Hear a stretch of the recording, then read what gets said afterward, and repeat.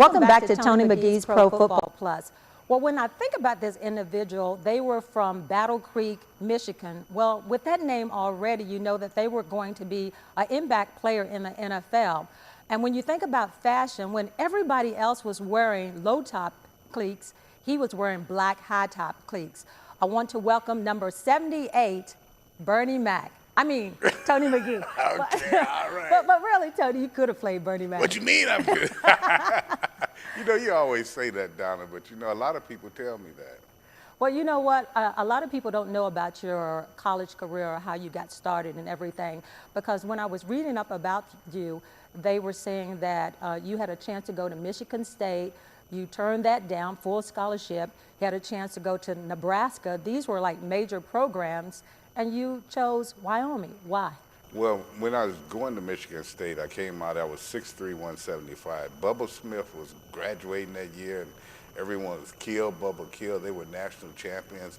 He was 6'6" and weighed 290 now. How could I follow that? So I kind of gave up on that. I didn't want to go there, and then I wanted to get out of my home state. I signed a letter of intent with Nebraska. Right before the guy left from my home, he said, well, you can come out and see the school, but we don't like to give geographical vacations. So I said, okay. When he got back, I said, I changed my mind. So I went out and visited Wyoming. I had a homeboy out there named Richard Space, and I had followed him. Matter of fact, he ran hurdles in high school. I ran hurdles, and he was a football player. I went out there, and the rest is history. But Wyoming. University of Wyoming. Yeah, Why? the University of Wyoming. And out there, Tony, you all made an impact. I mean, your first year, you started off 4-0, national ranked 10th in the nation. But then something happened as far as this particular book that just came out, The Black 14. A lot of people don't know about that. Could you talk about that a little bit? Because everything changed after that season for you and many others. They said it changed the climate of athletics, but they really did not get all the story correct for the simple aspect. We, the Black 14, and the reason it was Black 14 was 14 black athletes on the football team. And what we wanted to do was tell individuals how we were treated at a certain university in Utah with initials BYU. And we wanted people to know how we were treated. We'd be called out our names. I remember one time, as soon as we walked off the field, they put the sprinklers on. We were told by the coaches that if we wanted to go to church there, we could not go up into the temple or anything. So we were kind of unhappy with that, and no one seemed to pay any attention to it. Now, there was another facet on the campus, the Black Student Alliance, that was really against the whole Mormon religion. So they kind of morphed us both together, but that's not true. The reason that we were trying to really show our displeasure with what was happening was for football players.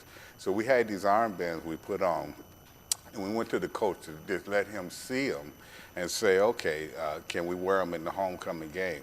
When we went there and we put those armbands on, we walked in, and the coach said, as of this moment, you're no longer a Wyoming Cowboy, and he put us off the team.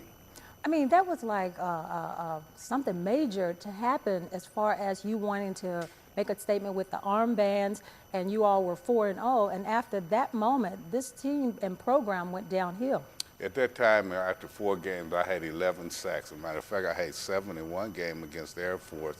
People were talking about I was going to be All-Pro, so I felt like I was giving up a lot, but I was giving it up for the rights of myself as a person, as a human being, as an African-American athlete. And a lot of players, all those players on the team did that. They had told us already if we won 2 more games, we were going to the Sugar Bowl. So we did give up a lot for that, but really, as I said, history will tell it, we were doing that simply because of the way we were treated, not for what the Black Student Alliance on the campus was fighting for. I want to read an insert out of this book. It says, the most intriguing and potentially dynamic player Fritz recruited and coached at University of Wyoming was Tony McGee. In the end, they had a lot in common. Both were defensive genes from Michigan. Both were good enough to win Super Bowls, and both were asked to lead the Wyoming program. That is just, when you read that, it's almost like, why really? I mean, you stated the fact as far as what was happening with BYU and the discrimination as far as there, and for them to take that measure. But from that point on, you went on to Bishop College. Talk a little bit about that program. But let me go back first and talk about Fritz Sherman. A lot of you remember him because he was the defensive coordinator for Green Bay Packers when they went to the Super Bowl. And he was the one that recruited me out of high school. And then he and I coached. He coached me in New England. And he was a great guy. He's passed since then. His soul rest in peace. But we became friends, and he was a great man. And it really hurt him when this happened. Yes, I went on to Bishop College because the individual that had In Dallas, Texas. you didn't have to mention that. That's mean, why I don't like people may not Dallas know. today. I went to Bishop College, and that was the only school that really accepted me, even with everything that was going on.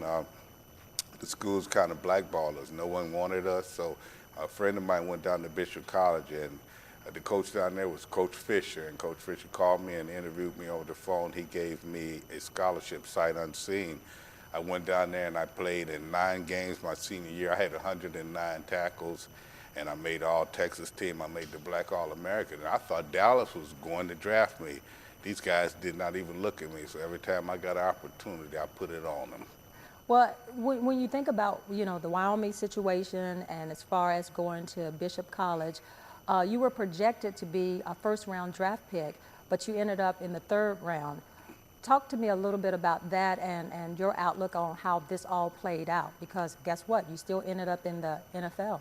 Well, what happened was one of the games down at Bishop College, Chicago Bears were there, and I think we played Jackson State University, and I had 15 tackles and 2 sacks. The guy that really recruited me there, he was he was scouting there for them.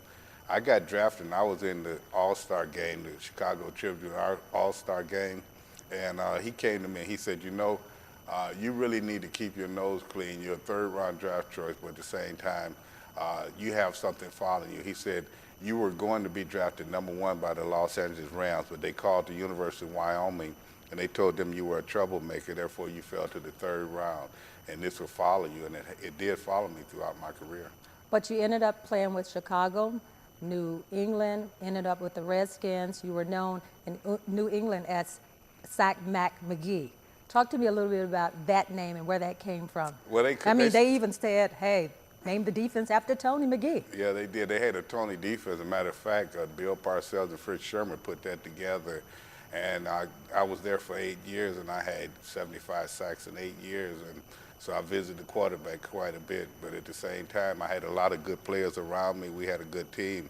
So it was a great time for me up in New England. But coming to Washington and going to 2 Super Bowls, I think I have to say that's the best time of my career. And if you were to write your own story, you would say they will remember Tony McGee because of what? I stood up and I was a man. Well, thank you, Tony. And you know what? Even though Tony was named Mac Sack McGee, he hasn't been making many sacks on his picks. More Pro Football Plus after this message.